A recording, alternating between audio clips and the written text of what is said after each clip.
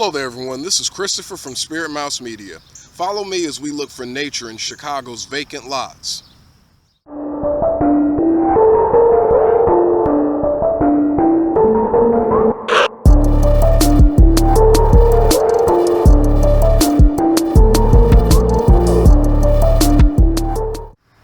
While often viewed as sources of crime and symbols of urban decay, these vacant lots provide a nice undisturbed habitat for a lot of wildlife here in the city of Chicago.